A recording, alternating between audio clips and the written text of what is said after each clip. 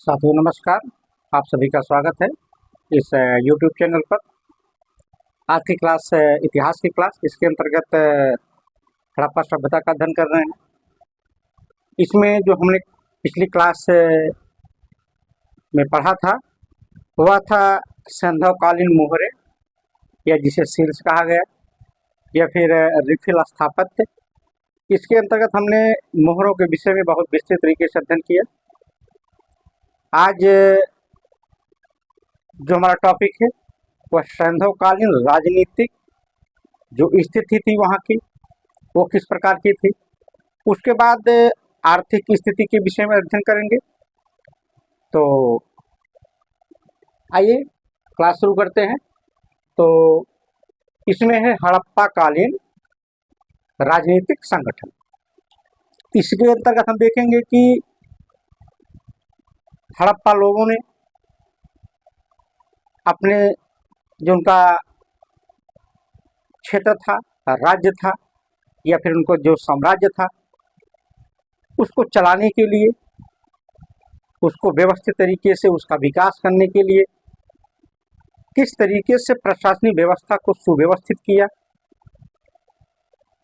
उसके विषय में विभिन्न इतिहासकारों ने जो उन्हें खुदाई के दौरान साक्ष्य मिले,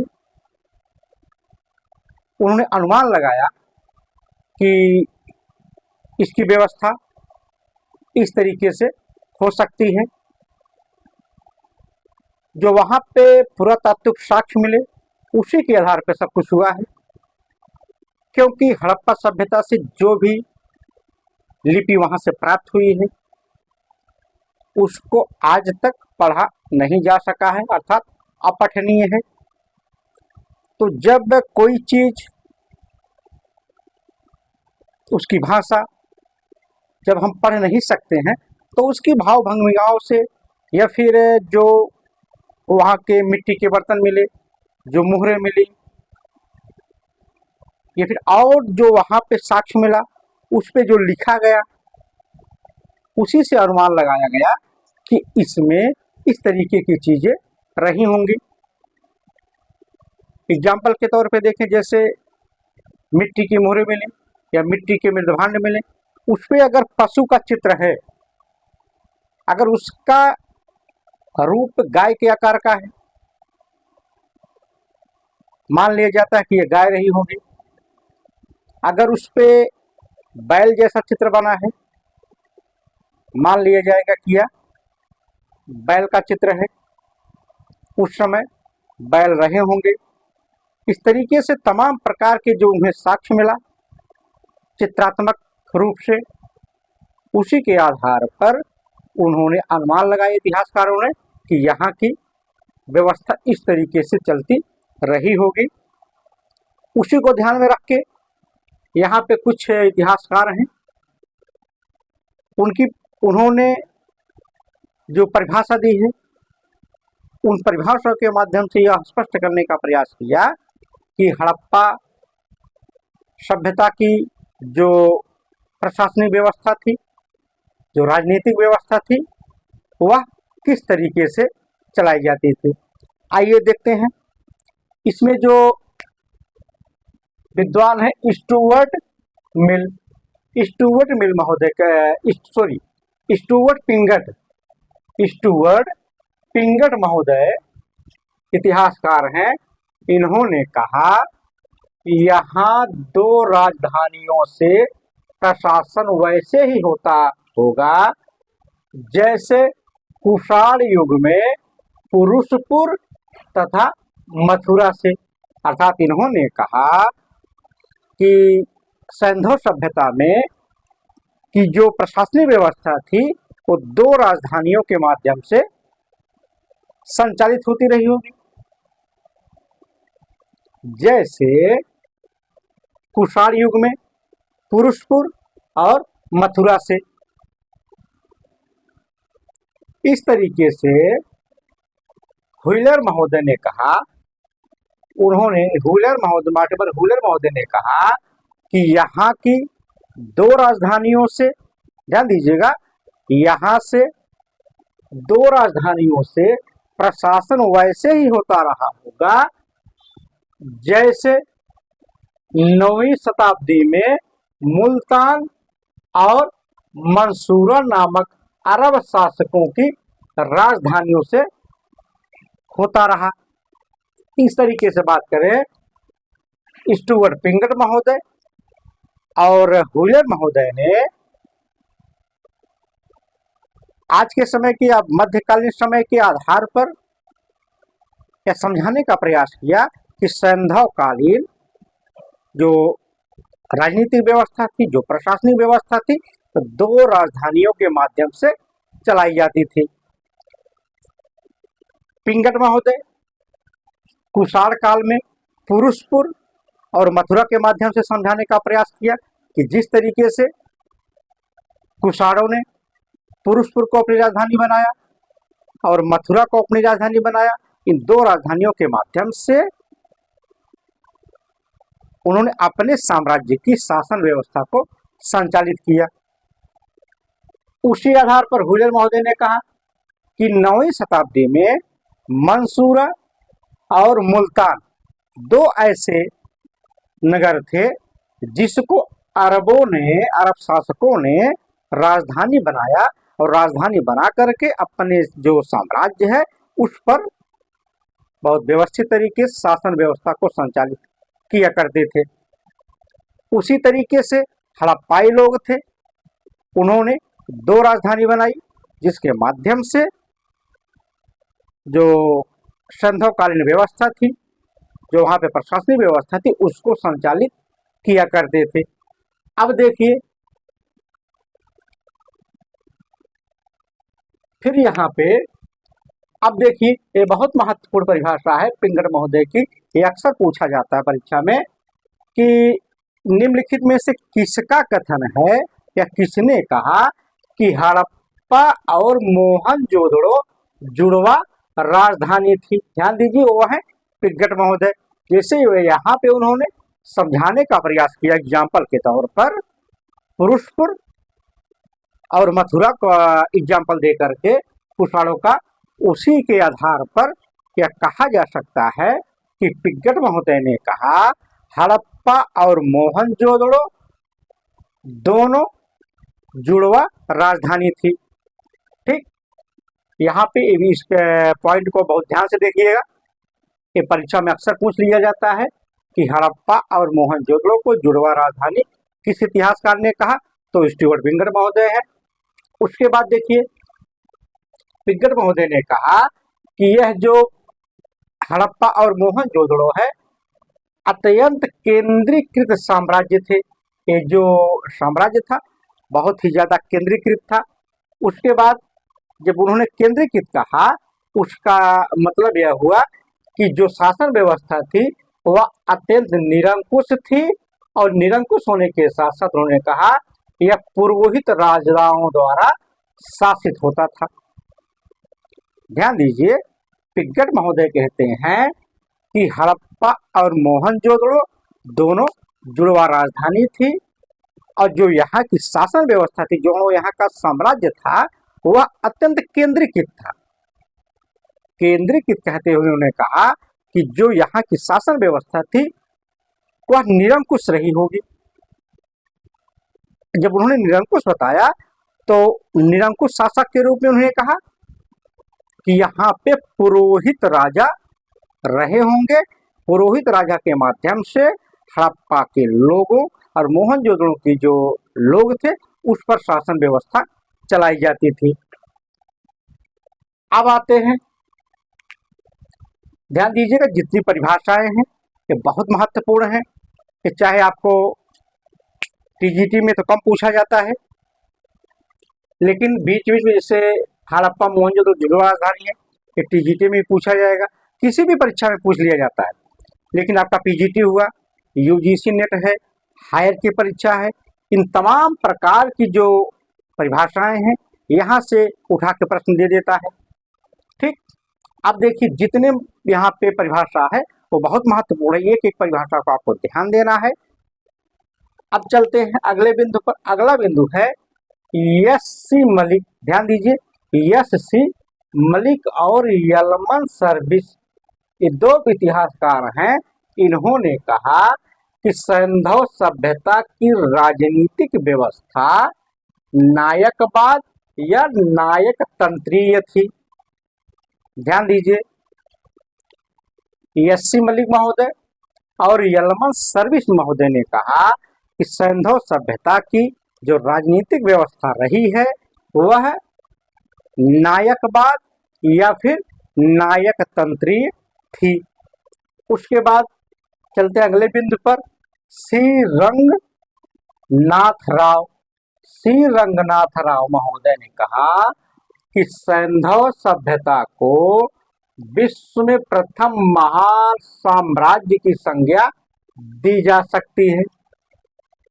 ध्यान दीजिए, यहाँ पे कि परीक्षा में पूछ लिया जाता है कि सैंधव सभ्यता को विश्व में प्रथम महान साम्राज्य की संज्ञा के रूप में किसने परिभाषित किया, तो है श्री रंगनाथ राव महोदय।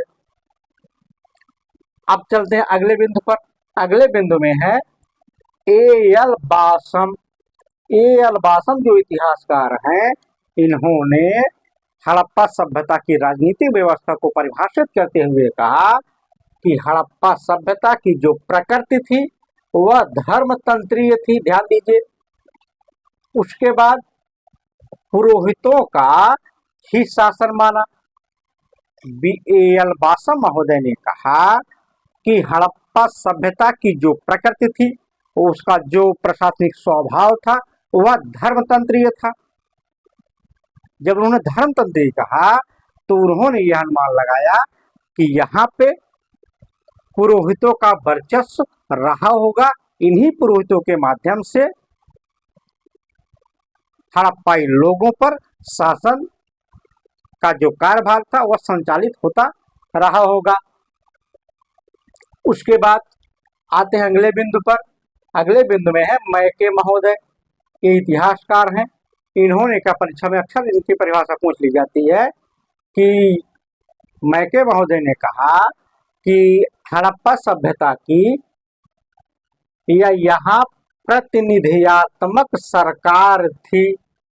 ध्यान दीजिए, मैके महोदय ने कहा हड़प्पा सभ्यता में जो राजनीतिक व्यवस्था थी यह प्रतिनिधियात्मक सरकार जैसी थी। ठीक, अर्थात बात करें प्रतिनिधियात्मक सरकार की व्यवस्था की बात किसने की, तो मैके महोदय हैं। अब आते हैं बिंदु पर बीबी लाल।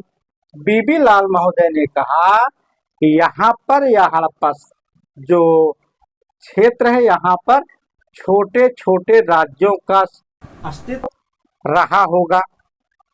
उसके बाद एग्जाम्पल दिया जिस तरीके से 16 महाजनपद युग में छोटे छोटे राज्य थे, उसी तरीके से इन्होंने कहा, बीबी लाल महोदय ने कहा हड़प्पा सभ्यता में छोटे छोटे राज्य रहे होंगे। ठीक, अब आते हैं अगले बिंदु पर।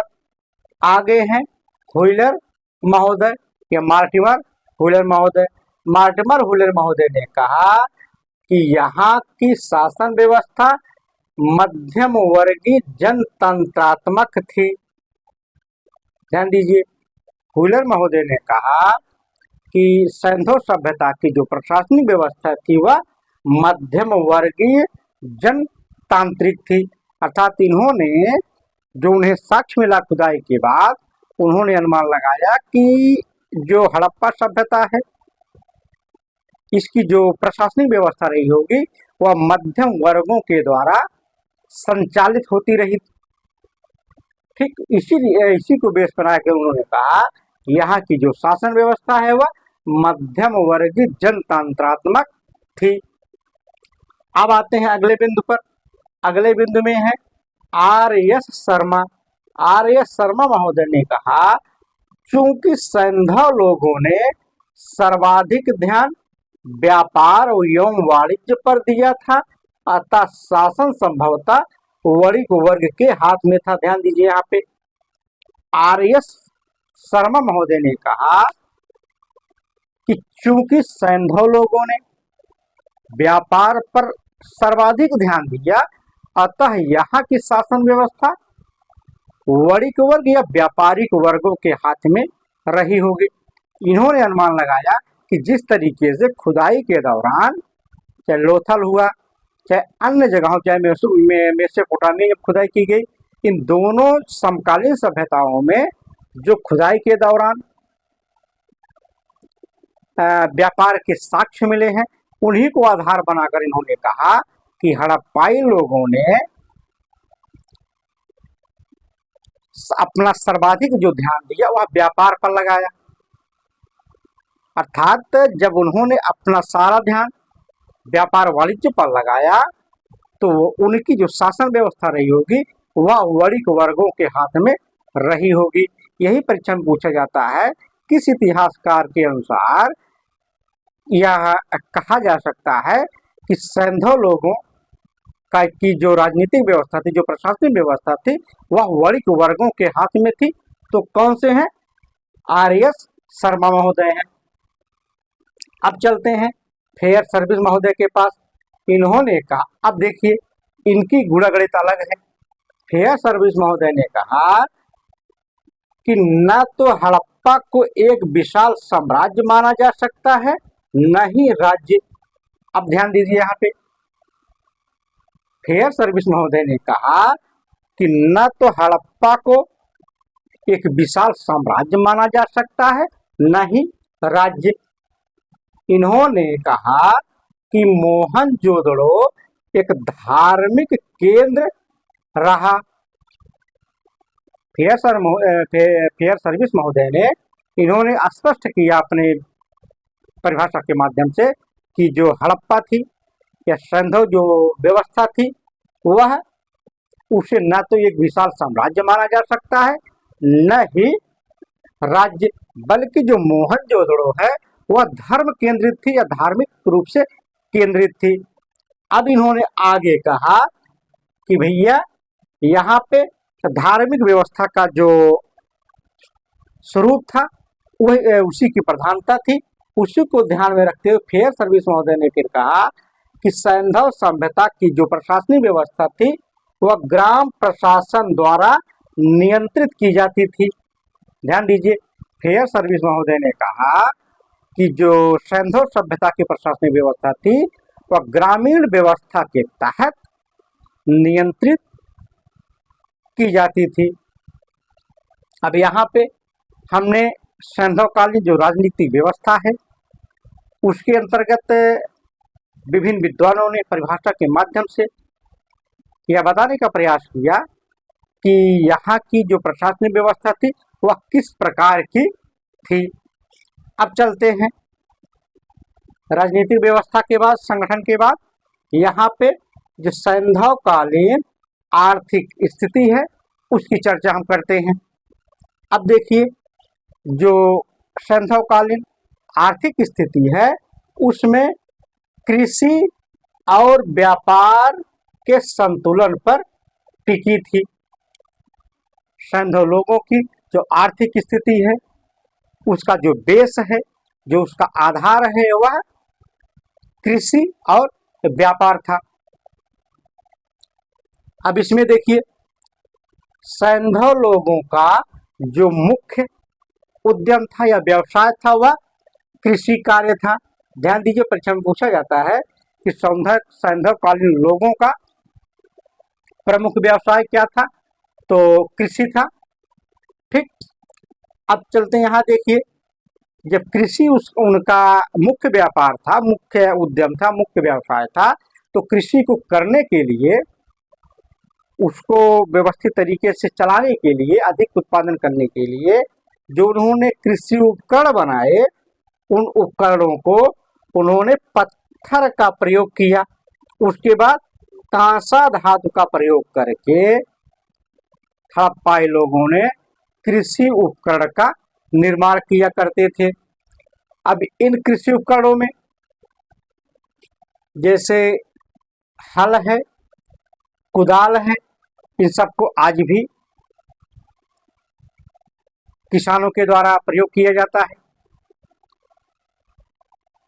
कुदाल तो लगभग सभी जानते हैं, हल भी जानते होंगे, लेकिन आज के समय में जो बैल से खेती बहुत कम की जाती है, आज तो नए टेक्नोलॉजी का युग है, ट्रैक्टर, हार्वेस्टर, तमाम प्रकार की जो आधुनिक तकनीकें आ गई हैं उसके माध्यम से खेती की जाती है। तो अब देखिए यहाँ पे डीडी कौशाम्बी इतिहासकार हैं, इन्होंने कहा कि सैंधव लोगों को भारी हल बनाने का ज्ञान नहीं था। डीडी कौशाम्बी महोदय, जो उन्होंने खुदाई के दौरान या फिर उन्हें जो साक्ष्य मिला उसके आधार पर इन्होंने अनुमान लगाया कि सैंधव लोग हल तो बनाते थे जिसके माध्यम से कृषि कार्य किया जाता था, खेत की जुताई की जाती थी फसल बोने के लिए, लेकिन वो जो हल बनाते थे उसका जो वजन था वो भारी नहीं होता था, बल्कि वो हल्के हल का प्रयोग जुताई के दौरान किया करते थे। अब देखिए एक पूरा स्थल है बहावलपुर और दूसरा है बनावली। बहावलपुर और बनावली से मिट्टी का बना हुआ हल मिला है। ध्यान दीजिए कि परीक्षा में बहुत बार पूछा जाता है कि मिट्टी का बना हुआ हल निम्नलिखित में से किस पुरा स्थल से प्राप्त होता है।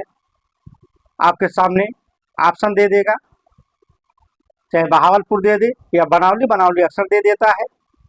तो यहाँ पे आपको ध्यान देना है, बहावलपुर और बनावली दो ऐसे पुरा स्थल हैं जहां से मिट्टी का बना हुआ हल प्राप्त होता है। अब ये तो हो गया कृषि की बात हमने की, कृषि उपकरणों की बात कर ली। अब आते हैं हड़प्पाई लोग जो फसल का उत्पादन करते थे, उन फसलों में किन किन फसलों को वो उपजाया करते थे। ठीक, अब देखिए इनकी जो मुख्य फसल थी, मुख्य फसल में गेहूं था और जौ था। हड़प्पाई लोग जौ और गेहूं की फसल अधिक मात्रा में उगाया करते थे। ठीक, अब इसके साथ साथ गेहूं और जौ फसल के साथ साथ कपास, मटर, तिलहन या तिल और बाजरा, इन फसलों का उत्पादन भी सैंधव सभ्यता के लोग या हड़प्पा सभ्यता के लोग किया करते थे। ठीक, अगर आप देख लीजिए गेहूं और जौ उनकी प्रमुख फसल थी, उसके साथ साथ कपास, मटर, तिल और बाजरा, इन फसलों का उत्पादन भी सैंधव घाटी के लोग किया करते थे। अब आते हैं अगले बिंदु पर, यह भी परीक्षा में पूछा जाता है कि सैंधव लोगों को कुल कितनी फसलों का ज्ञान था। ध्यान दीजिए, सैंधव लोगों को कुल 9 फसलों का ज्ञान था। कितनी? 9 फसलों का ज्ञान सैंधव लोगों को था। अब ध्यान दीजिए, ये जो ईख है या जिसे गन्ना कहा जाता है, इसका ज्ञान सैंधव लोगों के पास नहीं था। ठीक, सैंधव लोगों को ईख का या गन्ना का ज्ञान नहीं था। ठीक, अब चलते हैं, एक है पूरा स्थल रोजदी। कौन सा पूरा स्थल है? रोजदी। यहाँ से जब खुदाई की गई, यहाँ से बाजरे की खेती के लिए उसमें से 6 किस्मों का साक्ष्य मिला है। ध्यान दीजिए, रोजदी से बाजरे की 6 किस्मों का साक्ष्य प्राप्त होता है। अब देखिए, ये तो प्रमुख फसल हो गई। अब बात कर लेते हैं कि जो प्रमुख फसलें हैं उनका उत्पादन कहाँ कहाँ होता था और कहाँ कहाँ से इनका साक्ष्य प्राप्त हुआ है। अब देखिए प्रमुख फसली साक्ष्य, पहले बात करते हैं चावल का साक्ष्य। पहले चावल की चर्चा करते हैं। चावल का साक्ष्य कहाँ से मिला है? चावल का साक्ष्य हड़प्पा से मिला है। ध्यान दीजिए, ये बहुत बार परीक्षा में पूछा जाता है, से पूरा स्थल है कि चावल का साक्ष्य हड़प्पा से मिला, फिर चावल का साक्ष्य कालीबंगा से मिला, चावल का साक्ष्य लोथल से मिला, चावल का साक्ष्य बालू नामक पूरा स्थल से मिला, चावल का साक्ष्य कुणाल से मिला है। यही चावल का साक्ष्य रंगपुर से मिलता है और मोहनजोदड़ो से भी चावल का साक्ष्य प्राप्त होता है।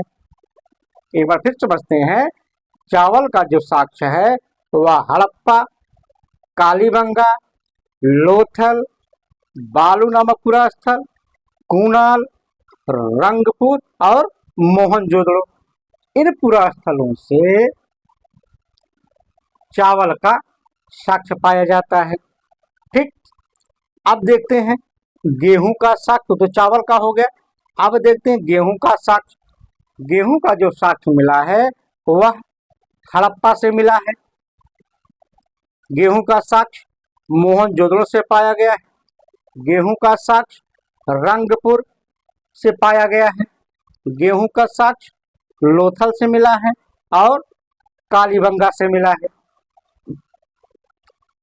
इस तरीके से गेहूं के साक्ष्य से संबंधित जो पुरा स्थल है उनमें हड़प्पा, मोहनजोदड़ो, रंगपुर, लोथल, कालीबंगा, इन पुरा स्थलों से गेहूं का साक्ष्य मिला है।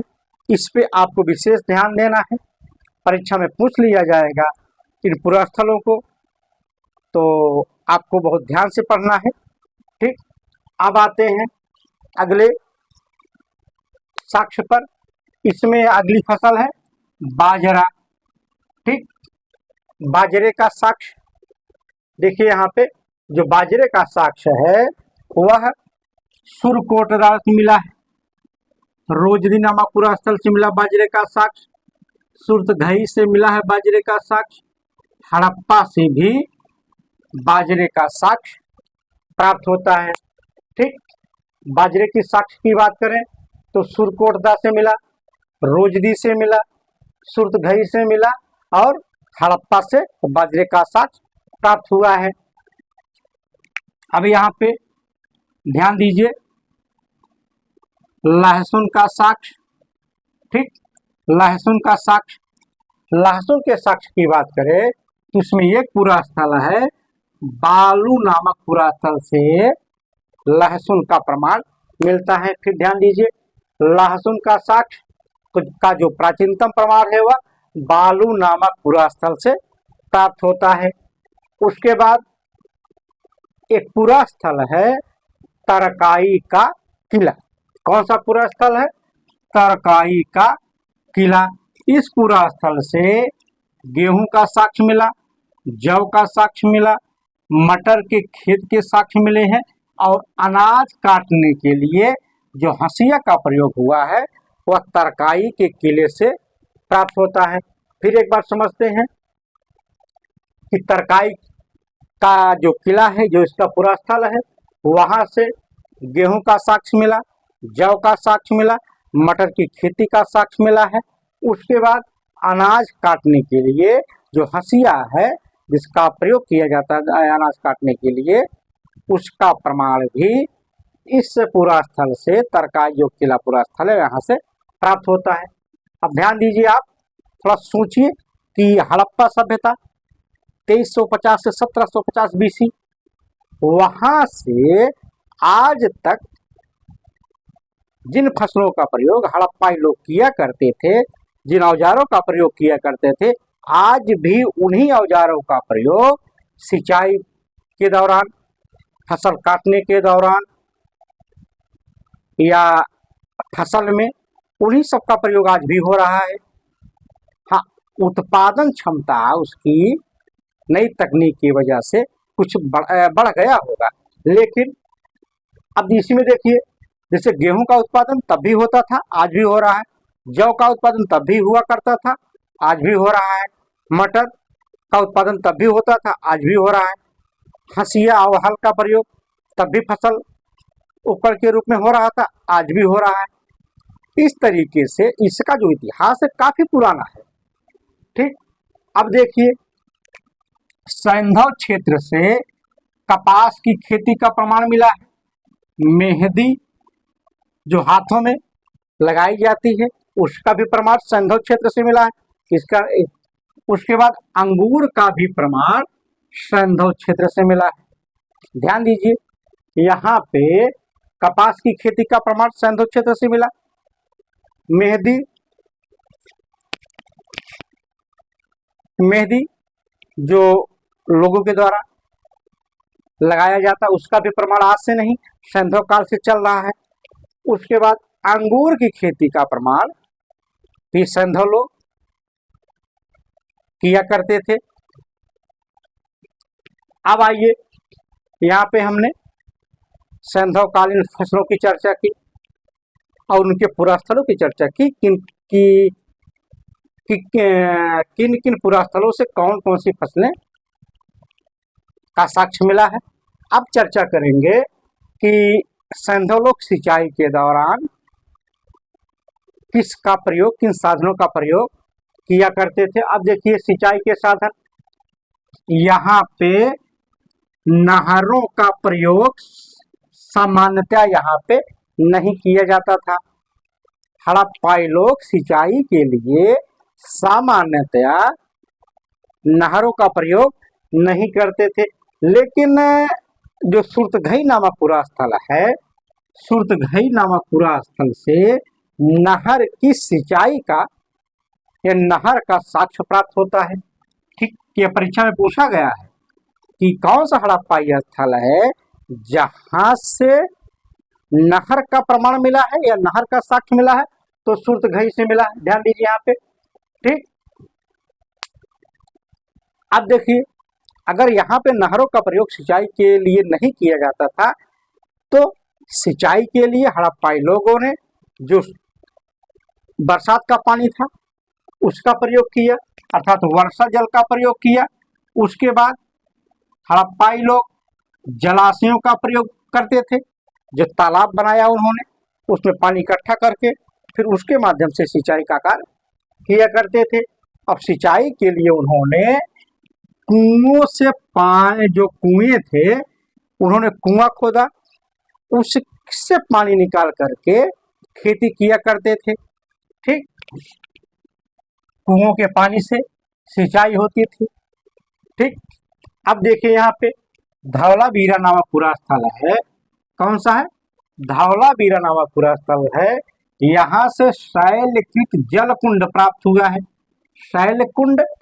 शैलकृत जलकुंड अर्थात पत्थर का तालाब। ठीक, धवलावीरा से पत्थर का तालाब मिला है,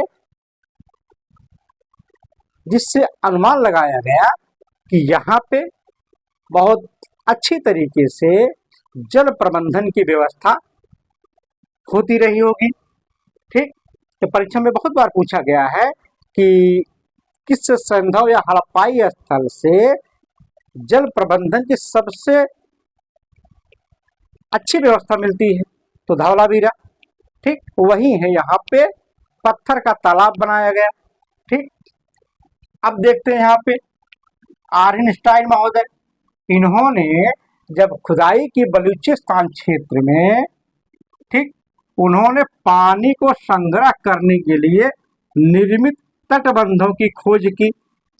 ठीक, बलूचिस्तान में आर्नस्टाइन महोदय ने जब वहां पे खोज करने के शुरू किया तो उन्होंने पाया कि पानी को संग्रह करने के लिए हड़प्पाई लोगों ने तटबंधों का या बांध का प्रयोग किया करते थे। बांध बना करके पानी को रोक करके तब जाके उसके माध्यम से सिंचाई का कार्य किया करते थे। अब देखिए, एक पूरा स्थल है अल्लाहदीनो पूरा स्थल। क्या नाम है? अल्लाहदीनो पूरा स्थल।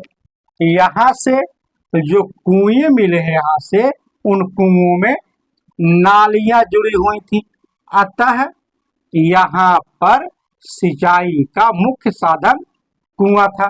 कितनी ऊंची सोच इस समय की रही होगी इस टेक्नोलॉजी के युग में। हड़प्पाई की जो टेक्नोलॉजी थी, अब वहाँ पे जो कुआं उन्होंने बनाया, कुओं के माध्यम से उससे सटा हुआ नालियां भी बनाई, ताकि कुएं से पानी निकाल करके उन नालियों के माध्यम से खेत में पहुंचाया जाए। अब आते हैं मोहनजोदड़ो पर।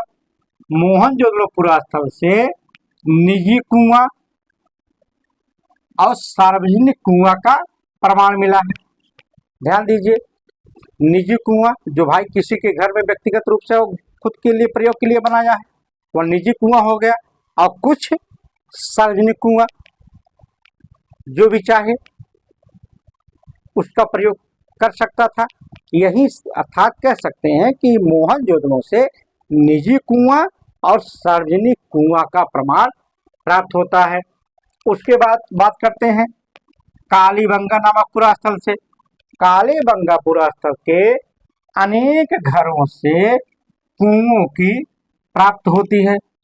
कालीबंगा का जो पुरास्थल है, जब यहाँ पे खोज की गई तो यहाँ पे पाया गया कि जो घर बनाए गए हैं उन घरों में कुएं भी बनाए गए थे। ठीक, अब देखिए हड़प्पा और धौलावीरा। हड़प्पा और धौलावीरा जो पूरा स्थल है, यहाँ तो कुआं मिला है, लेकिन यहाँ पे कुओं की जो संख्या है काफी कम है। ठीक, हड़प्पा और धौलावीरा से बहुत कम संख्या में कुएं प्राप्त होते हैं। अब देखिए यहाँ पे बनावली और राखी गढ़ी, ये भी पूरा स्थल है हड़प्पाई, यहाँ से भी कुओं की प्राप्त होती है। हड़प्पाई सॉरी बनावली और राखी गढ़ी नामक पूरा स्थल से भी कुओं की प्राप्त होती है। अब देखिए यहाँ पे ये तो पूरा स्थल हो गया। ठीक, और किन माध्यम से सिंचाई की जाती थी। अब देखिए जब कृषि कार्य हुआ, जब पूरा प्रशासनिक तंत्र वहां पे मौजूद था, प्रशासनिक तंत्र को चलाने के लिए उन शासकों ने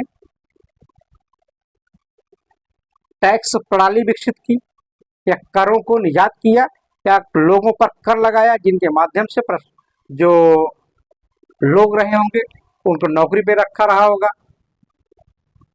उनको वेतन देने के लिए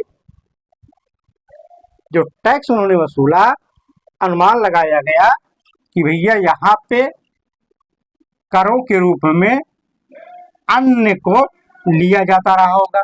जो उत्पादन में फसलें उत्पादित होती थी उसका टैक्स के रूप में संग्रह किया जाता था। और जो वहां पे अन्नागार मिला है हड़प्पा या मोहनजोदड़ो से, अन्नागार तभी बनेगा जब फसलें उत्पादित होंगी और जो फसलें उपयोग से ज्यादा होंगी, जो अधिशेष होगा उसी को ले जा करके अन्नागार में इकट्ठा किया जाएगा। ठीक, अब देखिए अगर हम पशु की बात करें तो कृषि अगर कार्य करना है तो कृषि कार्य करने के लिए पशुओं की जरूरत होती रही होगी। ठीक, कृषि कार्य के लिए पशुओं की जरूरत होती रही होगी, और जो सामान रहा होगा कृषि से संबंधित, या फिर और रहा होगा, या फिर कहीं और आने जाने के लिए, या फिर यातायात की सुविधा के लिए इन पशुओं का प्रयोग किया जाता रहा होगा। आज के जमाने के हिसाब से 4 व्हीलर, बस, जहाज, ट्रेन की सुविधा उस समय नहीं थी, तो यातायात के लिए उन लोगों ने पशुओं का प्रयोग किया होगा। ठीक, वही है कि कृषि और यातायात की सुविधा के लिए हड़प्पाई लोगों ने पशुओं का प्रयोग किया करते थे। अब देखिए यहाँ पे नेसदी नामक नगर था। ठीक, यह नेसदी नामक नगर पशुओं का केंद्र हुआ करता था। ठीक, अब देखिए अगला बिंदु में है कि गाय, ऊंट और घोड़ा, इनका अंकन मोहरों पर नहीं मिलता है। ध्यान दीजिए कि परीक्षा में बहुत बार पूछा गया है कि गाय, ऊंट और घोड़ा, इनमें से कुछ भी ऑप्शन में दे देगा, निम्नलिखित में से किसका प्रमाण हड़प्पा सभ्यता से नहीं मिलता है। ठीक, ध्यान दीजिए गाय, ऊंट और घोड़ा का प्रमाण हड़प्पा सभ्यता से नहीं मिलता है। अर्थात जो वहां पे मोहरे हैं, उन मोहरों पर हड़प्पाई लोगों ने इन पशुओं का अंकन नहीं किया है। वैसे तो प्रमाण मिला है घोड़े का, ठीक, कहीं जबड़ा मिला है, कहीं हड्डी मिला है, कहीं कुछ मिला है, लेकिन जो मोहरे हैं हड़प्पा सभ्यता की, उस पर इन पशुओं का अंकन हड़प्पाई लोग नहीं किए थे। ठीक, अब देखिए यहाँ पे गुजरात में एक है शिकारपुर। ठीक, गुजरात में है शिकारपुर, यहाँ से पालतू पशुओं का साक्ष्य मिला है। ठीक, गुजरात के शिकारपुर से पालतू पशुओं का साक्ष्य पाया गया है। अब पालतू पशुओं में भैंस है, घोड़ा है, कुत्ता, अर्थात भैंस, घोड़ा और कुत्ता जो पालतू जानवर थे, इसका जो प्रमाण है वह गुजरात के शिकारपुर नामक पुरास्थल से खुदाई के दौरान प्राप्त हुआ है।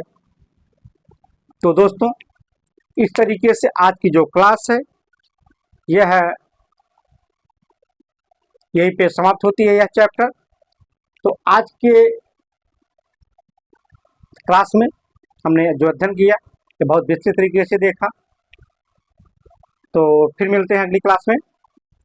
धन्यवाद।